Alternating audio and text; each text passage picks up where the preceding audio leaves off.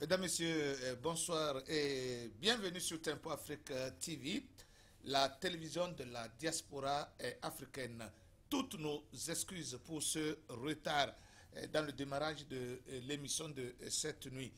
Cela est dû à de petits problèmes que nous avons ici au studio. Maintenant, tout est rentré en l'ordre. Tout est rentré en ordre, c'est ce qui nous permet de vous donner l'information qu'il faut pour cette nuit. Yves Kenao à la présentation, Malik Sall de l'autre côté de la réalisation. Et vous êtes bien sûr dans l'émission spéciale édition ou Special Edition. Aujourd'hui, chose promise, chose due. Je vous avais promis qu'on allait parler un tout petit peu des grandes révélations sur cette alternance qui tarde à venir au Togo et toute l'histoire même liée à cette alternance, à cette vie politique au Togo depuis les indépendances jusqu'à ce jour. Chose que l'ancien archevêque de Lomé, son excellence, si je puis ainsi le dire, Philippe Kodjo, a toujours évoqué. Et j'ai aujourd'hui un monsieur qui connaît bien l'histoire du Togo, qui a fait des recherches et qui continue par faire des recherches dans l'histoire du Togo et qui aujourd'hui va nous donner ses appréciations de toutes les déclarations de Monseigneur Kodjo. Ce monsieur, il s'appelle tout simplement comme là. Il est ancien vice-président de Diastod USA. C'était donc l'ancienne appellation de ce que nous appelons la diaspora togolaise aux États-Unis aujourd'hui. Mesdames, Messieurs, ce monsieur, nous allons l'accueillir avec, bien sûr, votre permission. Nous avons accusé de retard, nous n'allons pas traîner. Allons vif au sujet. Monsieur Comme, bonsoir. Bonsoir, mon cher ami Yves Kenao. Et c'est toujours une joie pour moi de venir dans votre émission Special Edition. Et je remercie toute l'organisation de Tempo Africa TV, spécialement Malik Sall, et tous ceux qui travaillent. Et je salue aussi nos téléspectateurs, tous ceux qui nous regardent sur le net, et aussi tous ceux qui nous regardent en direct depuis les États-Unis et un peu partout dans le monde, spécialement chez moi au Togo. Et merci pour l'invitation. Voilà, aujourd'hui, nous allons spécialement consacrer cette émission sur les analyses étape par étape de ces déclarations que l'ancien archevêque de la ville de Lomé a faites ces derniers moments. Il avait fait des déclarations et ces derniers temps, il a multiplié ses sorties, ses déclarations. Et c'est ce qui m'a amené à te faire appel. Toi qui connais bien Monseigneur Kodjo, toi qui connais bien l'histoire du Togo, toi qui fais toujours et qui continue de faire des recherches sur cette histoire du Togo pour que la génération actuelle et future puisse savoir exactement ce qui s'est passé. Et sans savoir ce qui s'est passé, on ne peut pas résoudre le problème togolais. Je vous dis que le problème togolais est tellement profond, il est tellement complexe qu'on dirait, si on veut, ce n'est pas facile de le résoudre. C'est pourquoi on a fait appel à tout le monde. Et Monseigneur Kodjo, ce n'est pas le dernier des derniers, c'est un grand, c'est un âgé, c'est un sage, c'est un grand, c'est un religieux, c'est un homme dont on a besoin, c'est une bibliothèque, en un mot. Et c'est celui-là qui nous parle toujours du Togo, de la délivrance du Togo, des sacrifices faits au Togo depuis les indépendances jusqu'à ce jour. Cela voudrait dire que cet homme, il se dit que la délivrance ou l'alternance du Togo n'arriverait que par la délivrance, n'arriverait que par l'exorcisme de tout le peuple togolais, de la nation togolaise. Et il a répété ses appels en ce sens. Il a aussi, dans ses déclarations, parlé de cette démarche qu'il a toujours faite auprès du feu général Eyadema et aujourd'hui auprès du fils Faure Gnassingbé qui est président de la République du Togo actuellement, et surtout ses relations avec l'AC14. c'est l'ensemble de ces déclarations-là que nous allons analyser avec M. Komi une à une. Alors, M. Komi, d'abord, merci pour encore avoir accepté notre invitation. Quelle appréciation faites-vous donc ces derniers temps de cette déclaration de l'ancien archevêque de la ville de Lomé, son Excellence Philippe Fonokopouyo? Merci Yves Kenao. Avant d'arriver à Monseigneur Podjo, permettez-moi de passer par le canal de votre émission pour présenter mes condoléances à toute la communauté chrétienne catholique du Togo. Et ils viennent de perdre le père Fernandez, l'un des pères des missions Don Bosco. Donc, le père Fernandez a été tué au Burkina Faso Ouais. par, bon, on ne sait pas si ce sont des djihadistes ou ce sont des petits coupeurs de route, mais bon, vous savez, la communauté Don Bosco s'occupe des enfants, de la formation des enfants, de la formation des jeunes. Donc vraiment, je passe par ce canal pour présenter mes condoléances à la communauté catholique. Maintenant, pour revenir à Monseigneur Podjo, vous savez, communément chez nous, en milieu élevé, quand un enfant agit mal dehors, ou bien quand un enfant ne respecte pas les gens, ou bien s'il y a un problème avec un enfant, on lui pose une question. On lui demande, est-ce qu'il n'y a pas de sage dans ta maison? Donc, c'est ce que Monseigneur Podjo a fait. À un moment donné, il s'est vu que, en tant que sage togolais, il doit intervenir. Parce que le problème togolais prend de l'ampleur et le problème ne fait que augmenter en degrés. Donc, c'est son rôle le plus absolu en tant que sage de la maison Togo. Si on parle du Togo, Monseigneur Podjo est actuellement le doyen d'âge des prélats de la communauté catholique.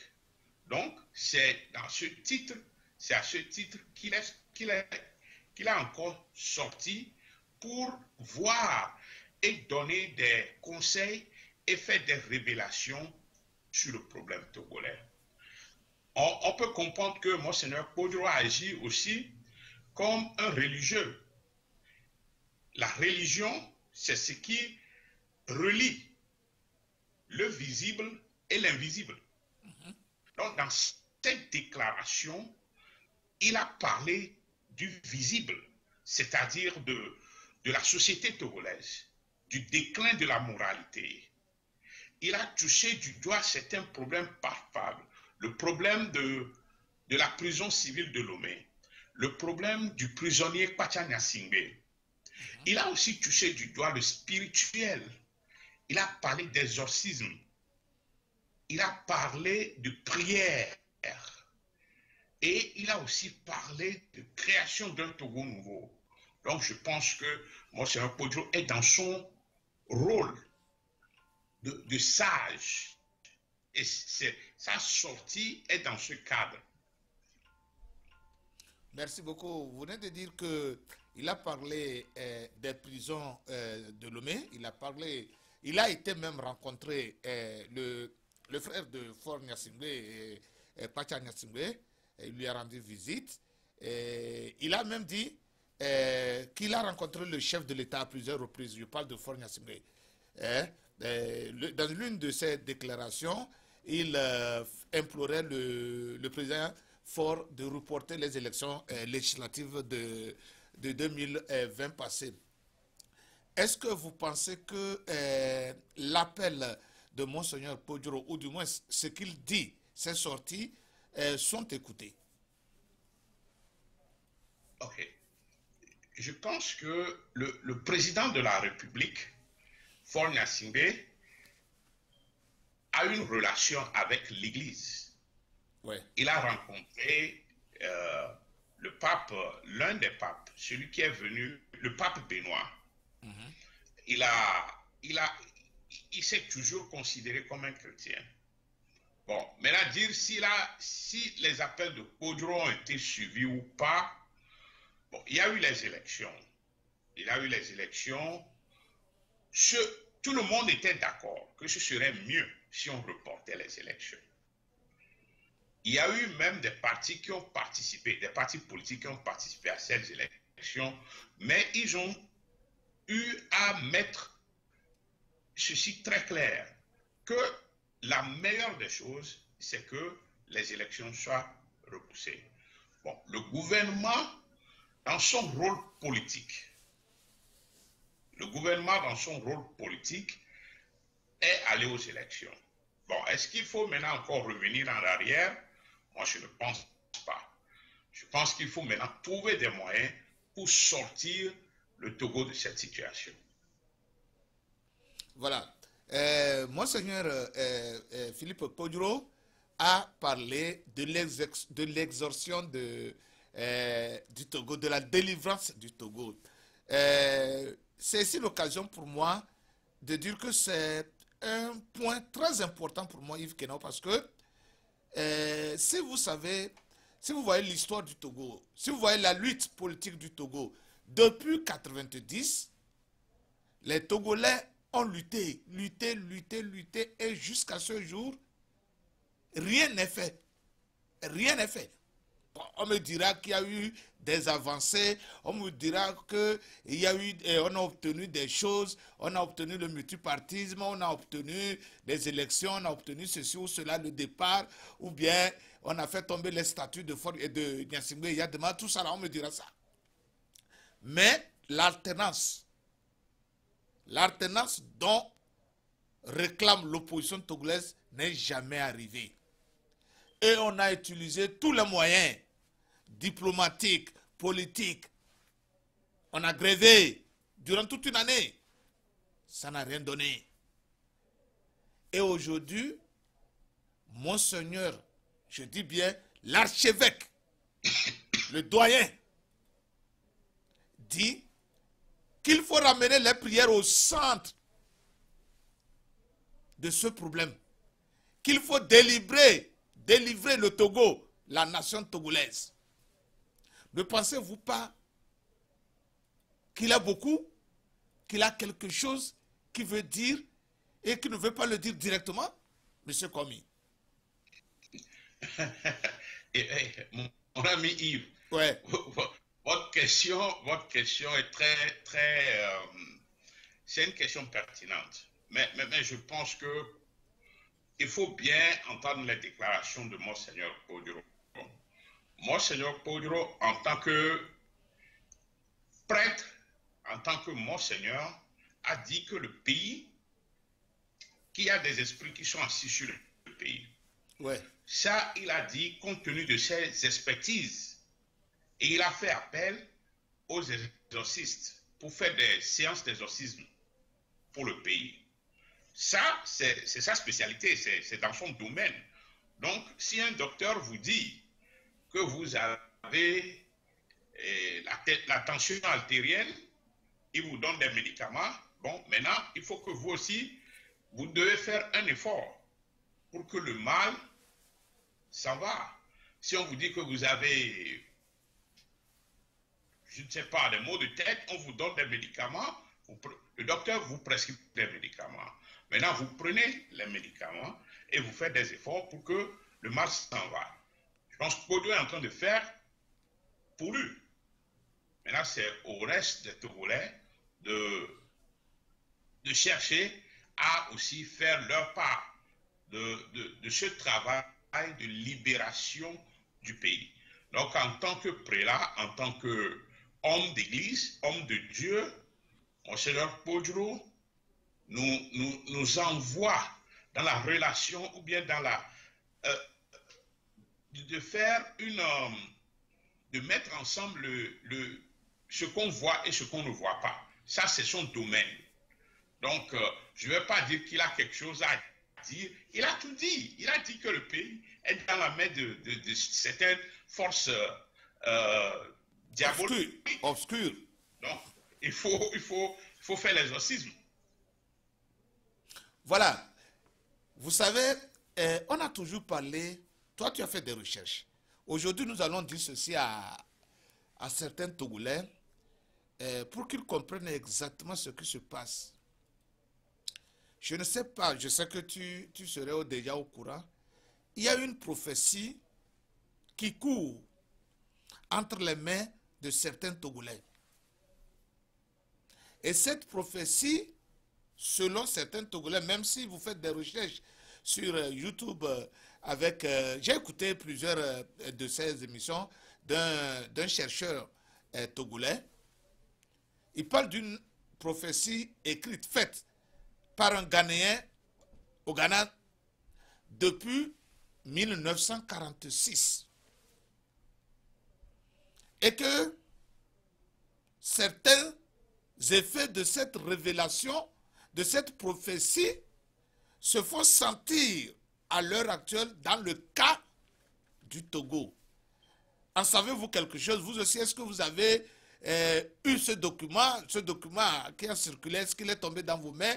Ou bien est-ce que vous aussi, vous avez écouté ce tome-là sur les réseaux sociaux? Merci Yves pour la question. Vous savez que cette question de prophétie sur le Togo, depuis un certain moment, n'est plus un secret pour personne. Bon, dans les réseaux sociaux, dans les émissions sur d'autres plateformes, on a toujours parlé de cette prophétie d'un prophète ghanéen qu'on appelle Wovenu. Donc, bon, qui même avant l'indépendance du Togo, avait donné une prophétie sur le Togo. Bon, je pense qu'il faut être dans la ligne donnée des spirituels pour comprendre les dimensions prophétiques de ces messages. Parce que je ne pense pas que tout un chacun peut lire ces messages et penser qu'ils ont avec certitude une compréhension de tout cela. Bon, et on parle de Monseigneur Kodjo. Monseigneur Kodjo n'a jamais fait mention, je pense, hein, je l'ai écouté une, deux fois, il n'a jamais fait mention de cette prophétie en tout cas. Ce qu'il a dit, c'est qu'il y a eu des sacrifices qui ont été faits dans le pays et il a aussi parlé de l'emprisme de certains esprits sur le pays. Bon, il y a aussi eu un pasteur, je pense que j'ai une fois entendu parler d'un pasteur qu'on appelle Esaïe, si je ne me trompe pas. Ouais, yeah. Un pasteur Esaïe, aussi qui parlait d'un esprit hablant. Bon, ce que j'ai dit.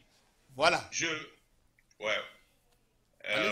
Oui, c'est l'esprit hablant et puis je pense que... Avec esprit hablant, avec... oui, il a donné la plantation des palmiers à huile. L'esprit hablant et... J'ai oublié un peu le nom Kabia qu'il a donné. Mais bon, c'est un monsieur qui est parti sur les médias à Lomé et qui a fait des conférences de presse, qui a d'une manière ou d'une autre parlé sur beaucoup de choses au Togo.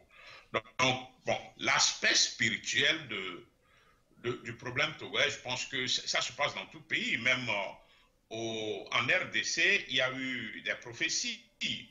Si vous vous souvenez très bien, les élections présidentielles récentes aux États-Unis, il y a un pasteur, un grand pasteur nigérien qui a donné sa prophétie. Ouais. Mais malheureusement, c'est l'inverse qui s'est passé.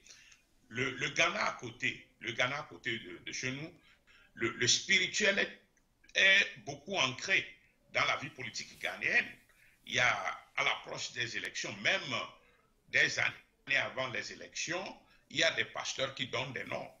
Donc, bon, ce que moi je dis, c'est que ça, c'est dans un autre domaine et il faut que les connaisseurs puissent essayer de travailler sur ça.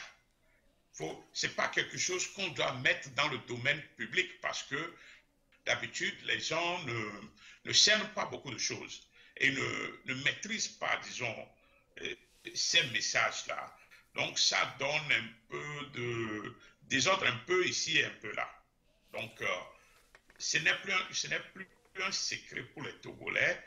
Euh, les prophéties, bon, ça vient d'un peu partout dans cette crise. Et bon, moi, je pense que c'est un autre domaine.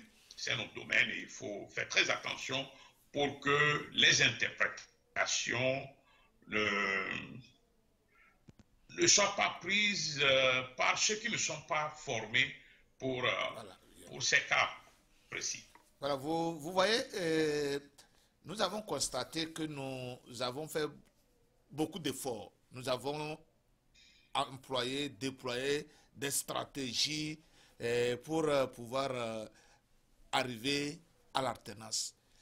Mais ces stratégies-là n'ont pas toujours abouti.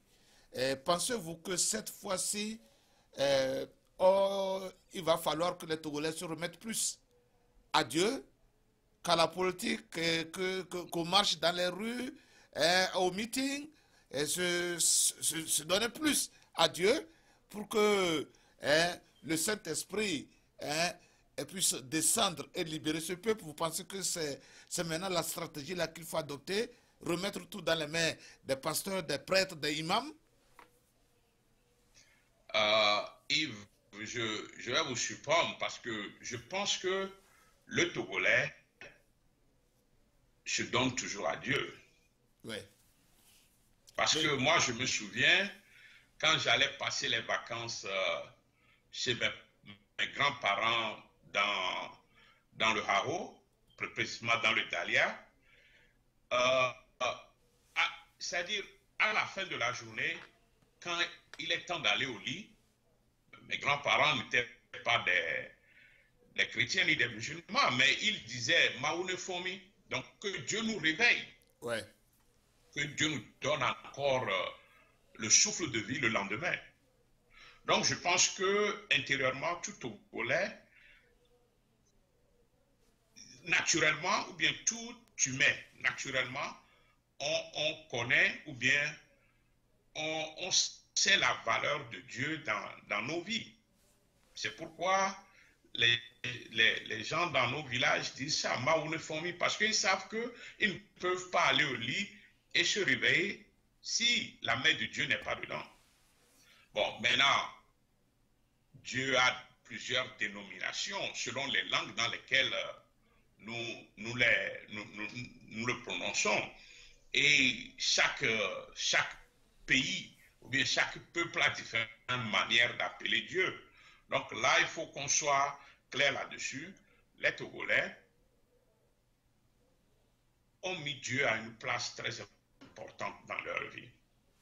Voilà, laissons maintenant les prophètes et leurs prophéties et revenons sur la vie politique même au Togo. Vous n'êtes pas sans savoir que après les élections du 20 décembre 2018, une nouvelle opposition parlementaire s'est dégagée. On a retrouvé de nouveaux partis, comme le parti de Djeritama, les partis de l'ancien Premier ministre Agboyome, les partis, beaucoup d'indépendants, 18 indépendants, et aujourd'hui, c'est une nouvelle opposition parlementaire au sein de cette nouvelle assemblée. Quelles sont vos appréciations en tant que citoyen togolais de la diaspora et en tant que politicien, celui qui s'intéresse, quelqu'un qui s'intéresse à la politique? Quelle appréciation faites-vous de cette nouvelle assemblée et quelle chance donnez-vous à cette assemblée dans la résolution de la crise du Togo? Merci Serge. Je pense que l'Assemblée, la nouvelle Assemblée, ce qu'on appelle communément la 6e législature, Ouais. C'est vrai qu'il y a des absents, mais aussi, comme vous l'avez dit, il y a des gens qui sont présents. Il y a une opposition parlementaire. Vous savez, en démocratie, il y a des moments, surtout dans les démocraties naissantes, il y a des moments où certaines personnes jouent le rôle de l'opposition extra-parlementaire Et il y en a d'autres qui jouent le rôle d'opposition parlementaire. Dans le cas togolais, je pense que la nouvelle législature, et spécialement la nouvelle opposition, on voit d'office l'UFC qui est le chef de file, l'opposition numéro 1. Et après ça, il y a d'autres partis qui sont là. Il y a le MPDD. Et je profite aussi de l'occasion pour remercier tous ceux qui ont voté le MPDD. Et ce n'est que le début. Donc, je pense qu'on est dans une situation où la nouvelle opposition a un poids sur ses épaules. Et ce poids, c'est de faire les réformes que l'opposition sortante n'a pas pu faire. Le challenge, c'est qu'ils n'ont pas assez de nombre, comme l'opposition sortante. Mais je pense que l'efficacité du travail, des fois, ne dépend pas aussi du nombre. Mais ça dépend plutôt de la formation et de la compétence des personnes qui sont devant le travail. Voilà. Vous venez de dire quelque chose de très important. Allez-y, allez-y. OK. Donc, je pense qu'aujourd'hui, il faut plus miser sur la compétence de cette nouvelle opposition parlementaire. Je ne dis pas que l'opposition parlementaire sortante n'était pas compétente, mais ils ont pu faire ce qu'ils pourraient faire. Mais cette nouvelle opposition, je pense que, à défaut d'avoir le nombre, il faut qu'ils misent sur leurs compétences. Donc, c'est ça. Je pense que s'ils arrivent à s'arranger correctement,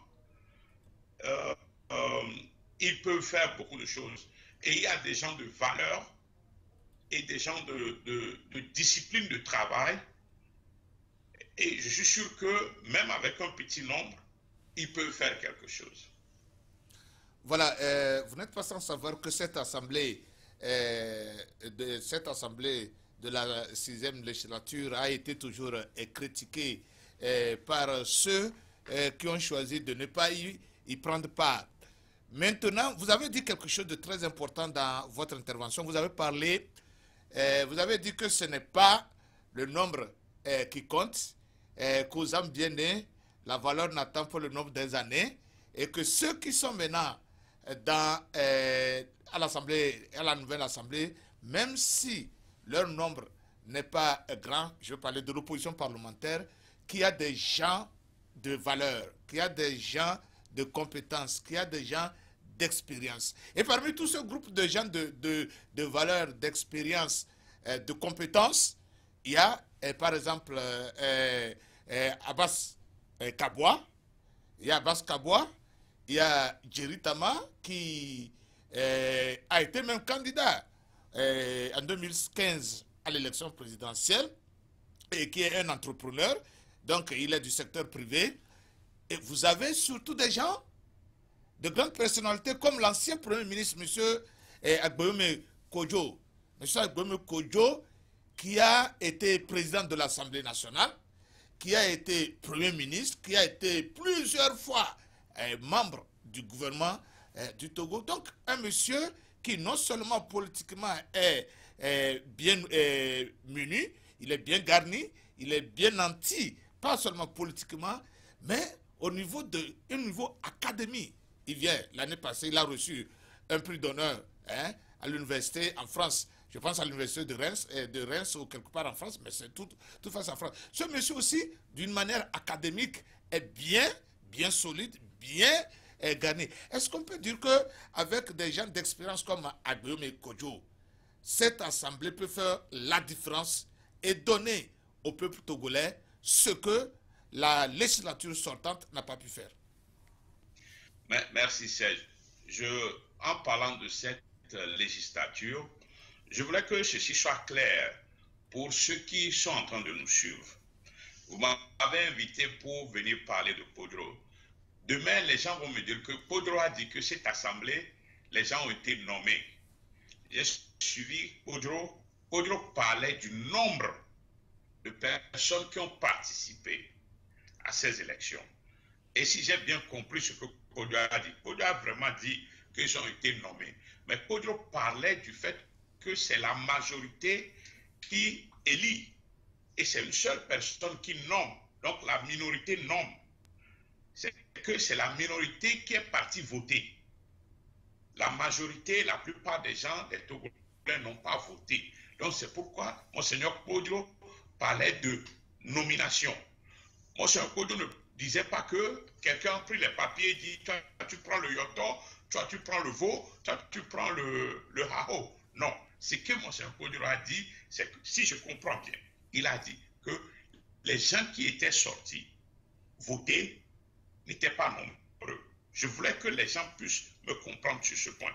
Donc, il faut bien comprendre ce que je vais dire. C'est très important. Kodjo parlait en termes de participation. Maintenant, si les gens n'étaient pas partis assez, ou bien les gens n'ont pas participé à ces élections, c'est la faute à qui? C'est la faute à qui? Ah, c'est la faute à ceux qui n'ont pas participé. Ok, ça aussi, c'est un autre débat. C'est un autre débat parce que, souvenez-vous, quand certaines personnes parlaient de déluge, d'empêchement de ces élections et tout ça là, donc c'est ça. C'est la minorité maintenant qui choisit nos représentants. C'est là où c'est problématique. C'est là où c'est dangereux. Il faut qu'on fasse tout pour que tous les Togolais puissent se réunir et que tous les Togolais puissent participer à la démocratie de notre pays. Donc c'est ça, c'est que le gouvernement et les opposants doivent tout faire pour être ensemble, pour que la minorité ne choisisse plus nos représentants. Et comment faire pour que la minorité ne choisisse plus nos représentants? Comment faire? C'est là, c'est qu'il faut s'entendre, il faut que les gens, c'est chaque fois quand je viens dans votre show, je dis quelque chose. Il faut que les gens puissent mettre de l'eau dans leur vin. Il faut que les gens ne soient plus là à dire que si ceci ne marche pas, nous, c'est tout ce qu'on veut, que ça doit marcher. Et il faut que les gens soient réalistes. C'est-à-dire que savoir quoi demander et quoi ne pas demander. On avait fait une émission, toi et moi, et on parlait du radicalisme. Ouais.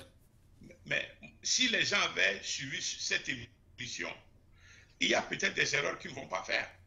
Parce que quand moi je revois l'émission là, et je vois ce qui s'est passé le 20 décembre avec les législatives, je me dis, ben, il faut que les gens puissent suivre les émissions de ces gens pour essayer de choisir leur stratégie politique. Donc c'est ça. Mais, comme je l'ai dit, on a déjà dépassé le 20 décembre. Maintenant, votre question pour moi, c'était de savoir si avec les gens compétents qu'on a aujourd'hui à l'Assemblée, les choses peuvent marcher. Mais je pense que oui. Mais regardez, regardez par exemple le président Aguilera Coutinho. Mais c'est un homme de grande carrure. C'est quelqu'un qui a tout essayé et qui a touché tout au Togo. C'est quelqu'un qui a une grande expérience. Jerry Tama, c'est un jeune. Il a fait l'armée. Il a appris beaucoup de choses là-bas. Et je l'ai vu plusieurs fois. Je ne le connais pas personnellement. Mais j'entends toujours une qualité dans ses idées. Il y a une qualité dans ses idées. Bon, maintenant, il faut voir, maintenant, il est député, donc c'est à lui de nous démontrer que la qualité de ses idées, il peut les mettre en pratique. Ou bien, du moins, essayer de les mettre dans un package qu'il peut vendre aux gens. Donc, c'est ça. Mais du moins, quand il s'agit du président Guillaume Kodjo, je pense que tout est là. L'expérience,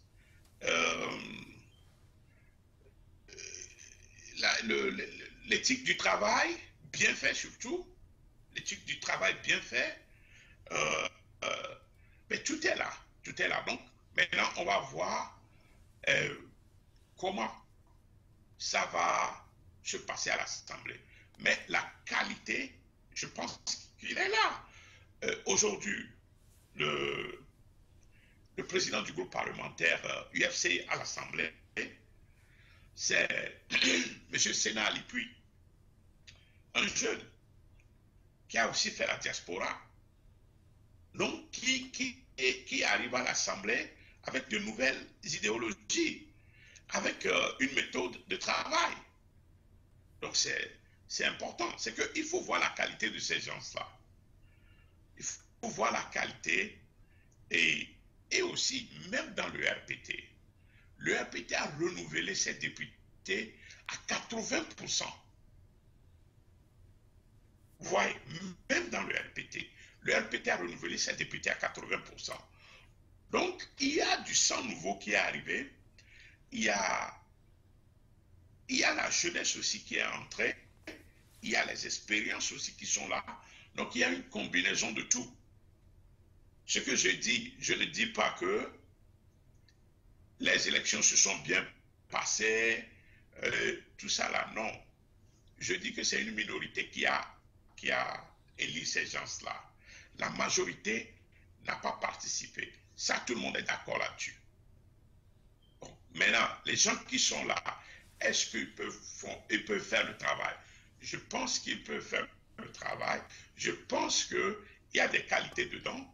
Je pense qu'ils peuvent arriver à renverser la vapeur, c'est-à-dire à donner aux Togolais les réformes.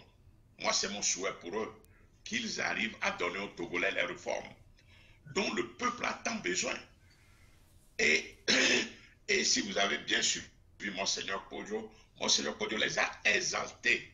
Il les a demandé de faire tout pour que les réformes soient faites. Donc c'est ça. Voilà. Il faut voir la capacité qui est là. Voilà, merci. Nous allons évoluer très rapidement parce que le temps qui nous est imparti n'est plus grand. Monsieur Komi, comment pensez-vous que après le raté du 20 décembre 2018, comment la classe politique de l'opposition en général peut se réorganiser pour ne serait-ce que participer au local et avoir des gens, des représentants au niveau de prise de décision à la base en attendant 2020? Serge, vous avez parlé de raté. Là, c'est à ceux qui étaient engagés dans ces diverses transactions politiques dans notre pays depuis août 2017, de reconnaître premièrement qu'il y a eu un raté. Parce que moi et vous, nous n'étions pas là. Jusqu'à présent, je ne pense pas que ni le gouvernement, ni la C14 se sont mis d'accord qu'il y a eu des ratés. Mais en tant que Togolais, nous pouvons voir que certaines choses n'ont pas bien marché. Maintenant, la chose la plus importante, et le président ghanéen Nana Akufo-Addo l'a dit le week-end passé, que l'alternance, le problème de l'alternance, je suis en train de paraphraser, c'est un problème togolais. C'est aux Togolais de trouver la solution. Mais moi, je disais ceci sur Tempo depuis, que personne ne peut pas venir d'un autre pays pour nous créer l'alternance. C'est à nous-mêmes, Togolais, de savoir que, bon, maintenant, on a fait trop de dégâts, La récréation doit terminer. Il faut qu'on rentre dans les classes, qu'on commence maintenant par travailler dur. C'est ça. Mais si nous n'arrivons pas, premièrement, à s'accepter, si nous n'arrêtons pas à exclure certaines personnalités, certaines idéologies, en pensant qu'eux, ils ne sont pas assez opposants, si nous continuons toujours par penser que un camp ou l'autre a le monopole de grands opposants au Togo, les erreurs vont continuer.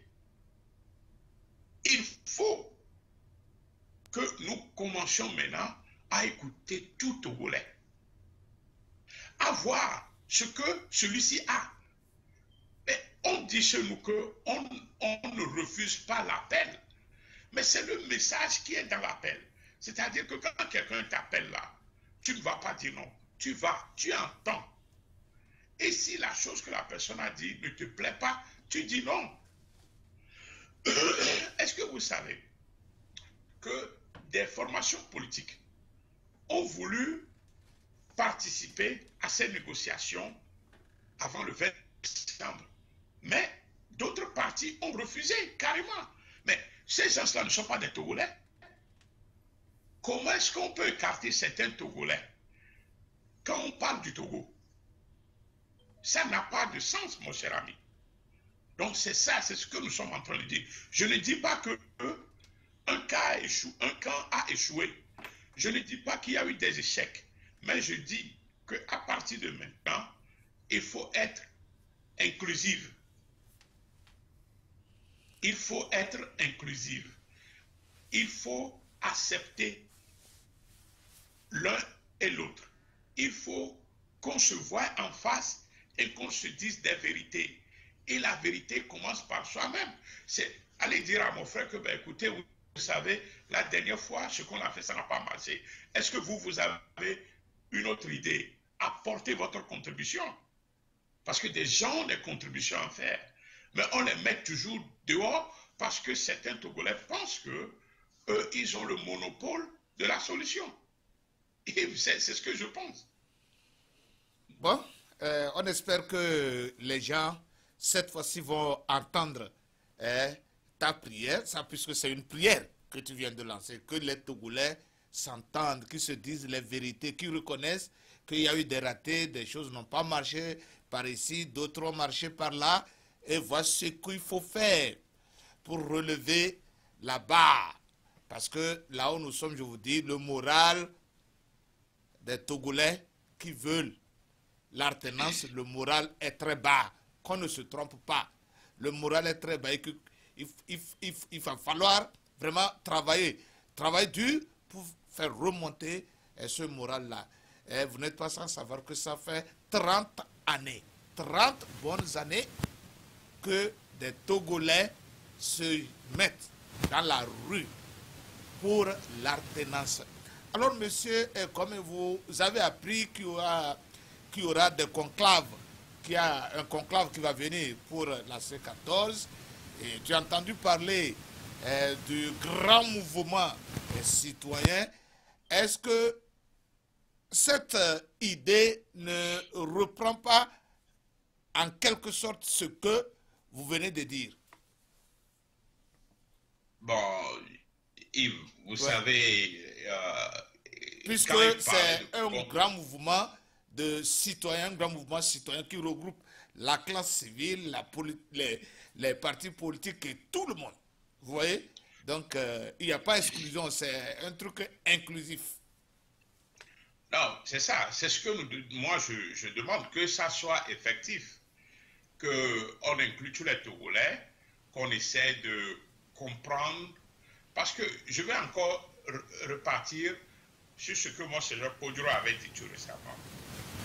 Monseigneur Poduro a dit que ce sont les querelles de leadership qui ont fait que le Moïse, ce n'est pas moi qui le dis, c'est Monseigneur Poduro qui le dit, que le Moïse qui est préparé pour le Togo n'entre pas encore dans son rôle, si je peux paraphraser ainsi, que c'est à cause de ces de ces guerres de leaders et tout ça là. C'est pourquoi le Moïse, Monseigneur Kodjo parlait en tant que religieux. C'est-à-dire que lui, il connaît le rôle que Moïse a joué dans la libération du peuple de Dieu. Il faut bien me comprendre. Dans ce que Monseigneur Kodjo a dit tout récemment, il a dit beaucoup de choses. Et quand on a l'esprit avisé, on comprend ce qu'il veut dire. On fait attention à ce qu'il veut dire. Les sorties de Monseigneur Kodjo ne sont pas des sorties de bling-bling. Ce ne sont pas des sorties qu'il veut faire parce qu'il n'a personne à parler avec et il sort et dit des choses. Il faut prendre le temps. Vous m'avez invité qu'on puisse parler un peu des sorties de Monseigneur Kodjo. Et je veux qu'on s'arrête un peu sur cette déclaration qu'il a faite. Il a dit que c'est à cause de ces petits problèmes-là que le Moïse qui est préparé pour ce pays ne prend pas encore son rôle, quoi. Je suis en train de paraphraser.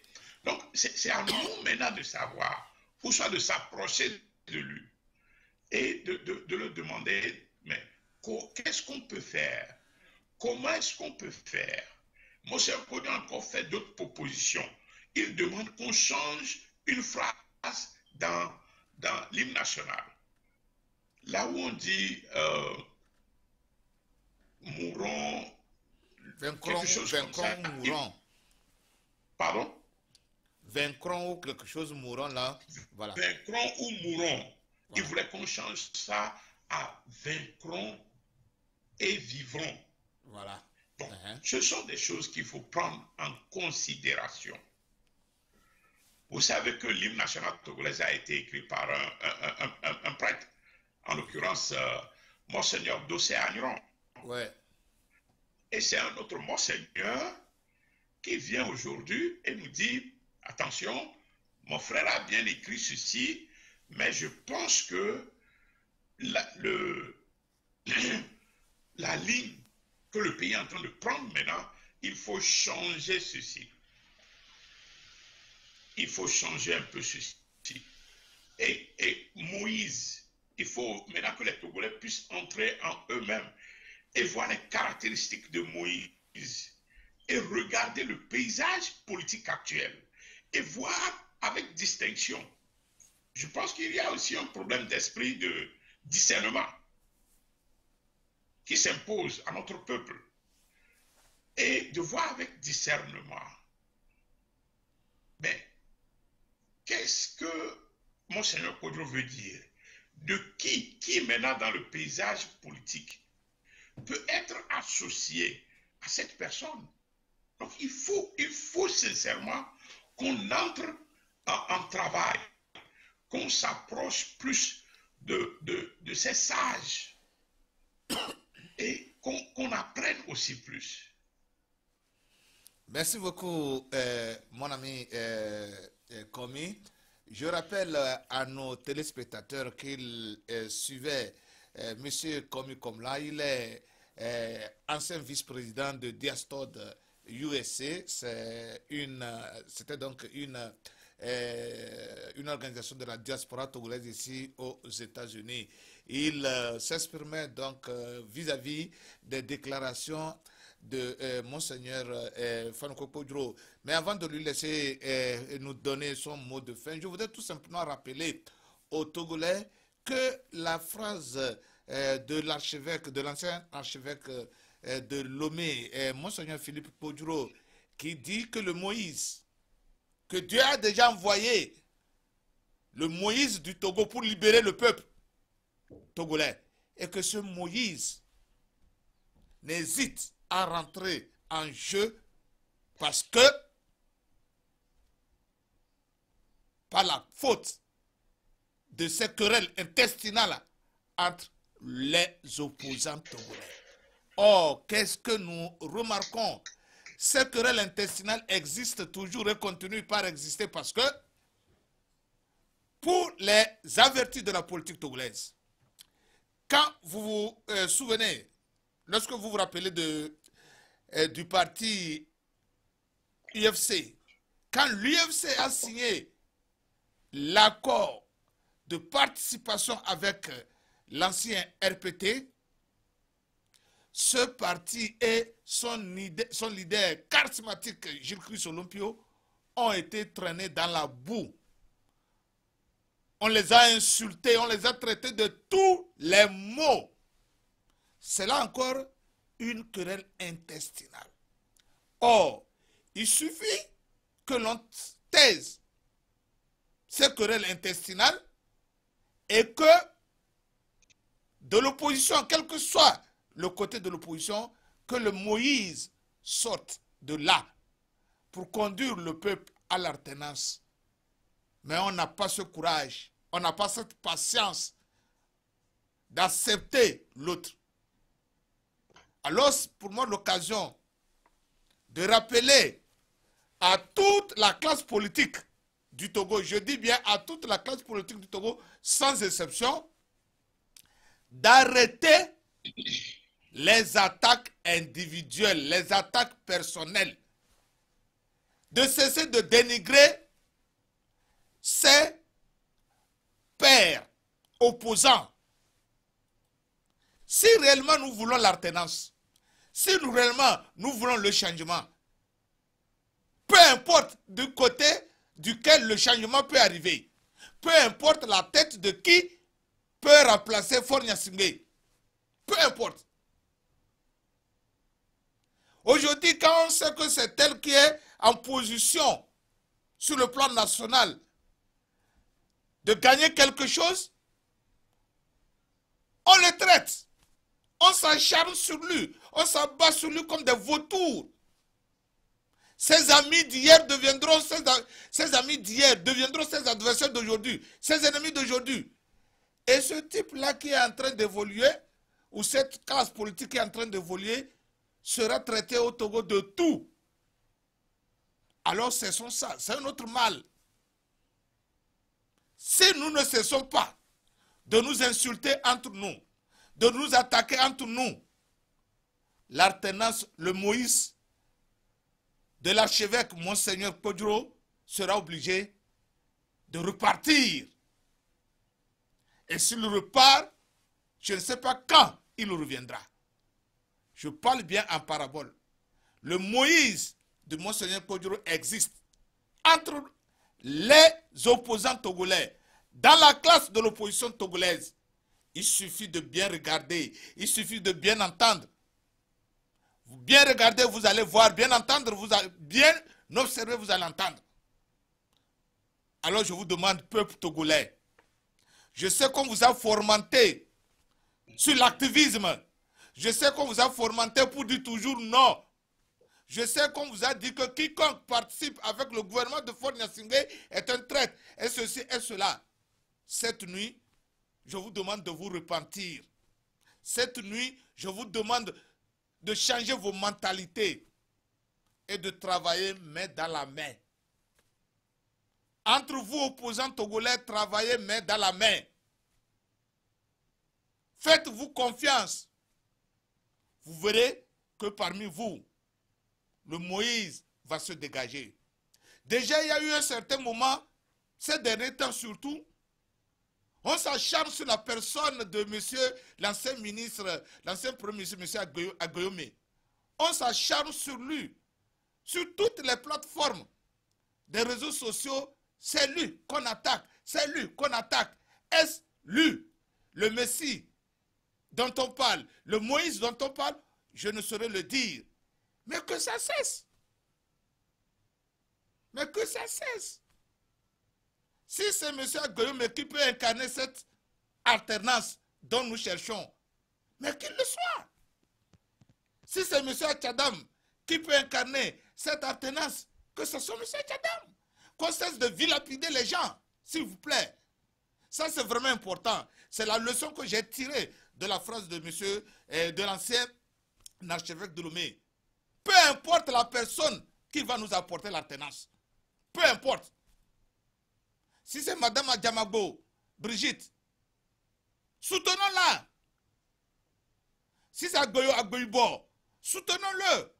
Cessons de parler toujours mal d'eux. Ils ont fait quoi? Ils ont fait quoi? Je vous dis que quand vous n'êtes pas dedans, quand vous voyez les joueurs jouer sur le terrain là, vous croyez que c'est facile? Vous allez dire, mais lui ne peut pas courir vite pour attraper la balle là?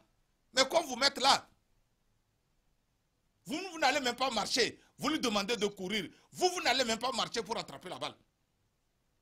Alors, s'il vous plaît, opposants, si vous voulez l'alternance, acceptez-vous les uns les autres. Cessez de vous attaquer. Cessez de diffamer les autres. Nous ne sommes pas les mêmes, nous sommes différents. Si Dieu a fait, si Dieu voudrait que quelqu'un d'entre vous, votre prochain, soit un peu élevé, acceptez-le. Soutenez-le pour obtenir ce que vous cherchez. Et après, vous allez régler le compte entre vous. Mais on n'a pas encore la chose, mais on veut nous régler les comptes entre nous. Et en fin de compte, on n'a pas la chose. Je vous dis, mon Seigneur Kodjo est sérieux. Il est sérieux. C'est un message qu'il nous donne. Il est en train de nous parler. Lisons entre ces mots. Écoutons attentivement, analysons ce qu'il dit. Et s'il vous plaît, cessons de nous attaquer nous-mêmes. Si c'est Jules Christ qui peut sauver la situation, soutenons Jules Christ. Si c'est, comment il s'appelle là? Si c'est Agboyome, si c'est Agboibo, si c'est Brigitte, si c'est Chikpi, soutenons-les. Alors, monsieur Komi, vous m'excusez, j'étais en tout feu, tout flamme là. Vous m'excusez. Votre dernier mot, s'il vous plaît. Merci. Merci Yves. C'est toujours un plaisir de venir dans votre show parce que je partage votre amour pour le Togo. Je partage votre... vous avez cet amour et vous avez cet esprit de compréhension très très profonde de la situation togolaise.